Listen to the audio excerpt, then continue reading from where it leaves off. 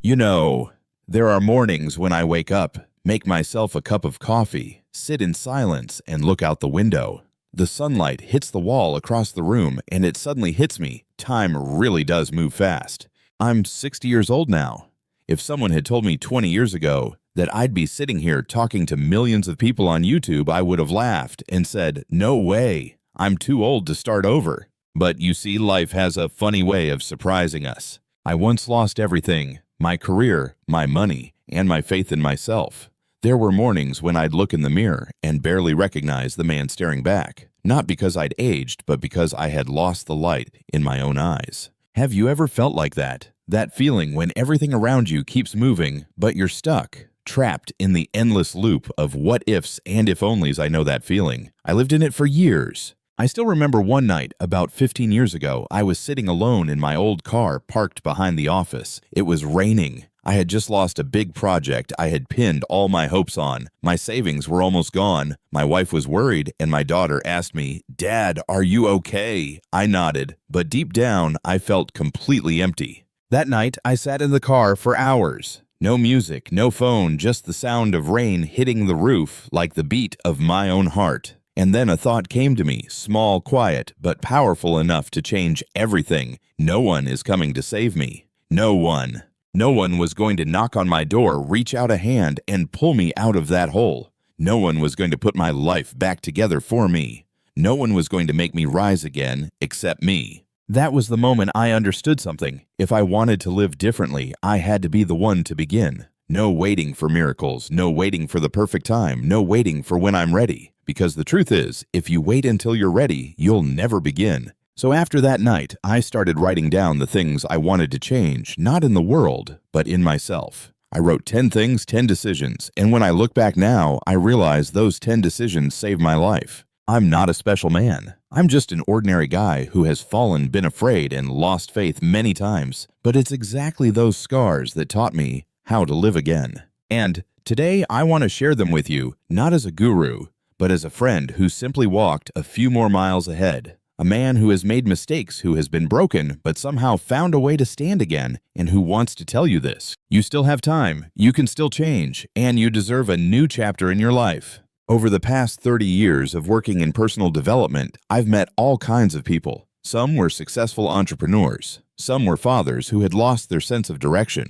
Some were women in their 50s, newly divorced, not knowing where to begin again. But they all shared one thing in common. They felt stuck. They told me, "I feel like I'm living the same day over and over again. I used to have dreams, but now I just feel tired. I don't believe I can change anymore." And I always tell them the same thing. You're not stuck because of your situation. You're stuck because you believe you can't change your situation. I know it sounds simple, but change isn't a giant leap. It's small steps repeated day after day, just a little, but every day. People often ask me, "What made you finally change after all those years?" And my answer is simple. I started taking responsibility. I stopped blaming my past, my parents' society, or luck, because every time I blamed someone else, I was giving them the power to control my life, and I didn't want anyone else driving my life anymore. So I started reading more, listening more, and learning things I once thought were not for my age. I learned technology. I learned how to film.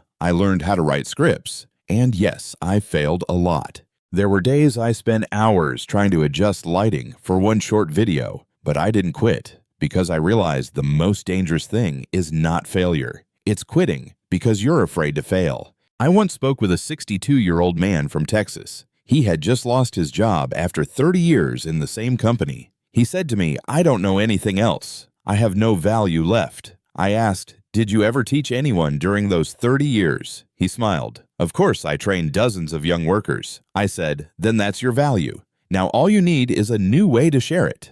3 months later, he started a small YouTube channel teaching the very skills he'd spent a lifetime mastering. At first, only a few people watched, then hundreds, then thousands. And one day he sent me a message. "For the first time in years, I feel useful again." You see, no one ever really loses their value. We just forget how to see it. I don't know where you are in your life right now. Maybe you're doing well, maybe you're exhausted, or maybe you're just trying to hold things together. But I know this for sure. If you're still breathing, you can still change. And I say this with all my heart. Life doesn't need you to be perfect. It only needs you to be honest with yourself and brave enough to start again. I want you to imagine something. A year from now, you look back at today and you say to yourself, I'm proud of me because I didn't give up.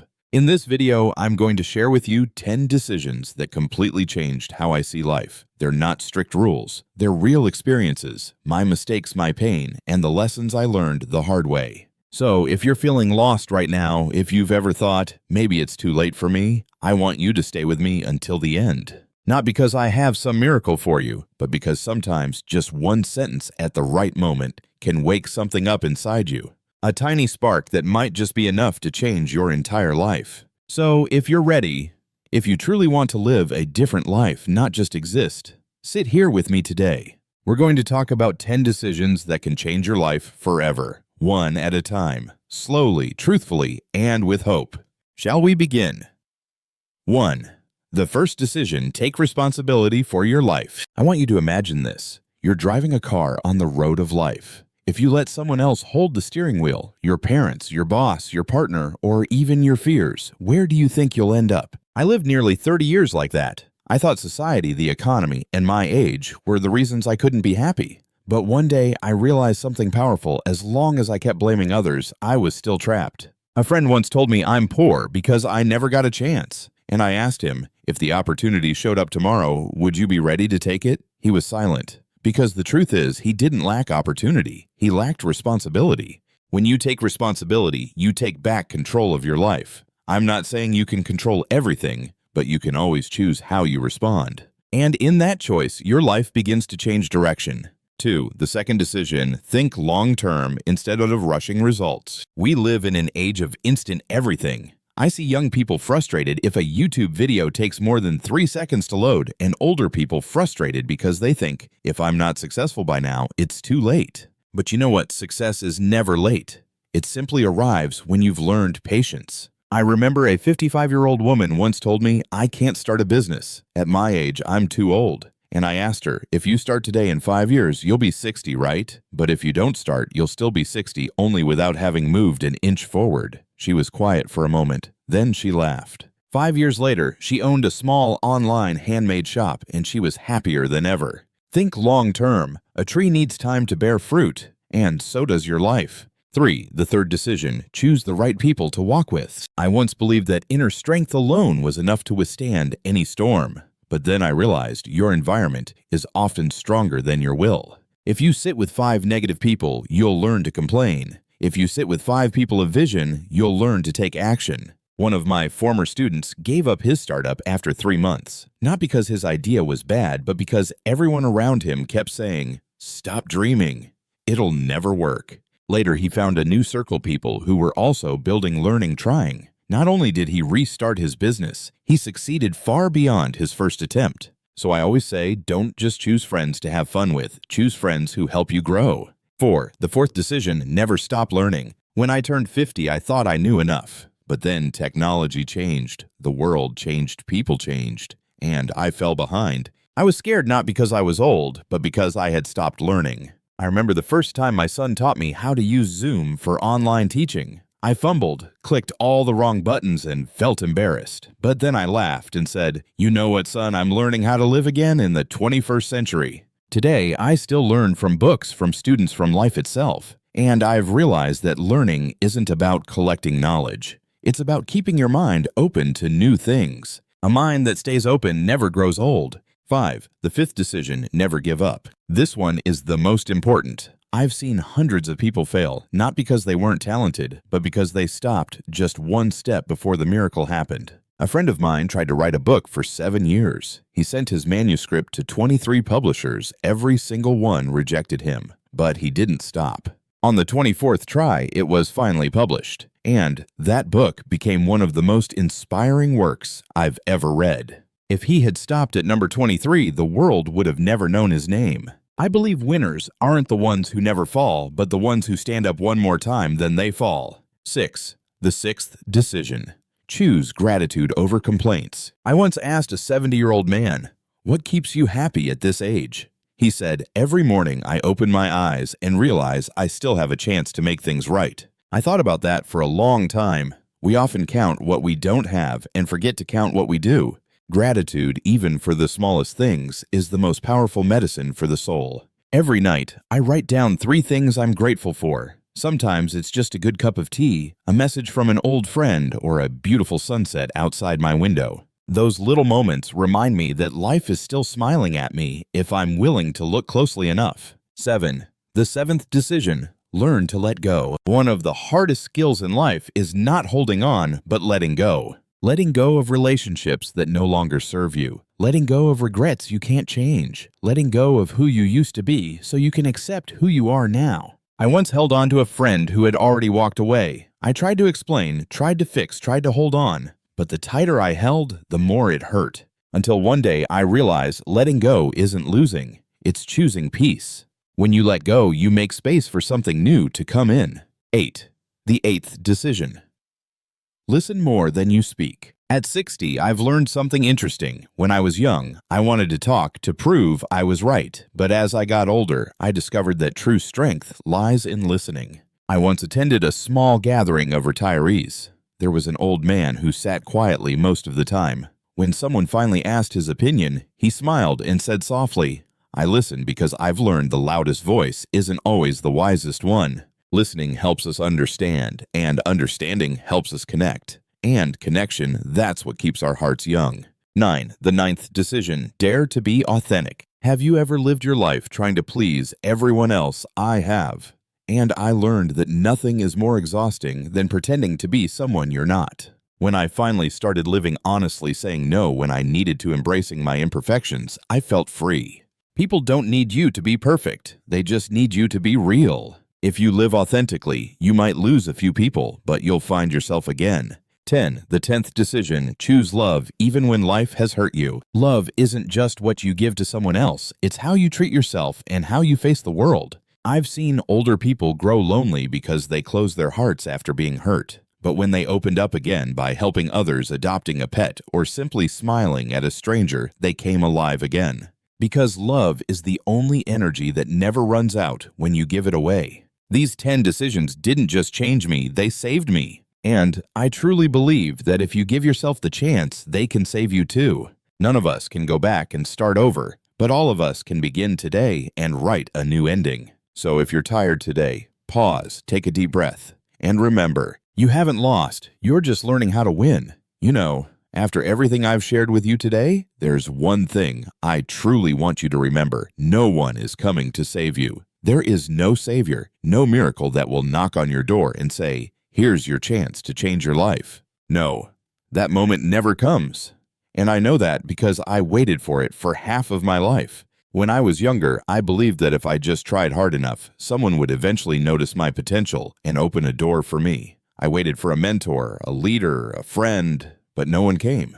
And slowly I became bitter. I started to believe that life was unfair. Until one day, I realized something: life doesn't owe us anything. And the moment I stopped waiting, stopped expecting, was the moment I truly started living. I remember one autumn afternoon very clearly. I was sitting alone in a park watching the leaves fall, and I realized something small yet life-changing. I didn't need anyone to save me. I just needed to decide to stand up.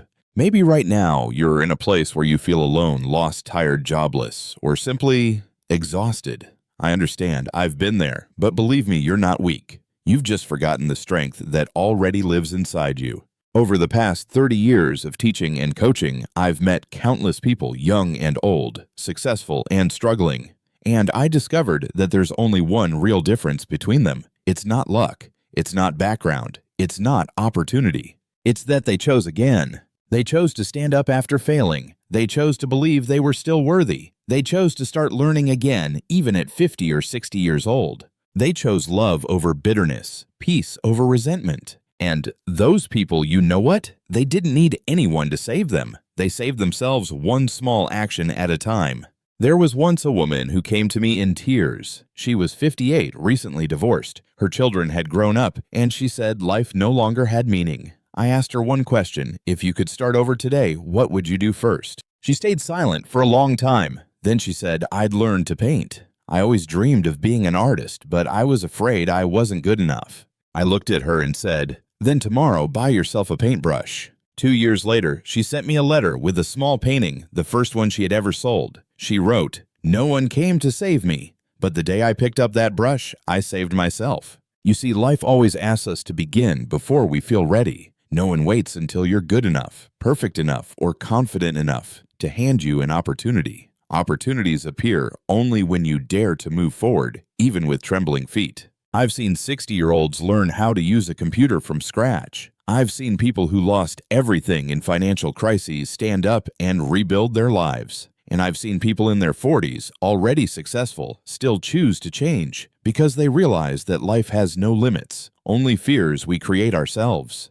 So I want you to sit quietly, look deep inside, and ask yourself, whose life am I really living? Are you living to please others, or are you living for yourself, for what makes you happy and proud? If your answer stings a little, don't worry. That's the first moment of awakening. I know that change isn't easy. I know that starting over at 50 or 60 can be terrifying. But I also know this: nothing is scarier than reaching the end of your life and realizing you never truly lived. You don't have to change everything overnight. Just one small action: read a book, walk for 10 minutes, call a friend, learn a new skill. Just start, because once you start, everything else will begin to shift. There's a quote I love: "You can't change the direction of the wind, but you can adjust your sails." Life doesn't always go as planned, but you can always choose how to face it. And sometimes simply staying true to your direction is enough to catch the wind again. Now I want you to imagine this. A year from today, you wake up on a brand new morning, look back and say, "Thank you, me, for not giving up, for daring to change, for choosing to live truthfully." Feel that moment. Peaceful, proud, free. And you can have that if you start today. If you've made it to this point in the video, I want you to do one thing. Write down one sentence for yourself. A sentence you'll read every morning to remind yourself, I am responsible for my own life. It could be, I don't need anyone to save me. I'm saving myself. I am strong enough to start again. Or simply, I'm becoming a better version of myself. Put that sentence somewhere. You can always see it on your mirror, your desk, your phone screen. So whenever you feel tired or lost, you'll remember why you chose this path, because you deserve it. And if you're watching this right now, I want to invite you to join our community, a place where people are learning to rebuild themselves, not perfectly, but honestly. Leave a comment below and tell me, what's the one thing you want to change in your life right now? I truly want to read your stories, to listen, and to walk this journey with you. And if this video spoke to your heart, please hit like, subscribe, and turn on the notification bell, not just to support me, but so you won't miss the stories that might help you take your next step on the journey of saving yourself. I've lived more than 60 years, and if there's one greatest lesson I want to pass on to you, it's this: no one is coming to save you, but you can always become the one who saves yourself. And sometimes saving yourself doesn't mean doing something grand. It simply means believing that there's still a chance. Life isn't measured by how many years we live, but by how many times we dared to start again. So if you're ready to start today, remember this: you're not alone. I and thousands of others like you are walking this same path, the path of awakening, transformation, and inner freedom. Thank you for spending your precious time with me today. And if this video sparked even a small light within you, hold on to it, because sometimes just one small light is enough to illuminate an entire lifetime ahead. See you in the next video, and always remember, no one is coming, but you are enough to begin.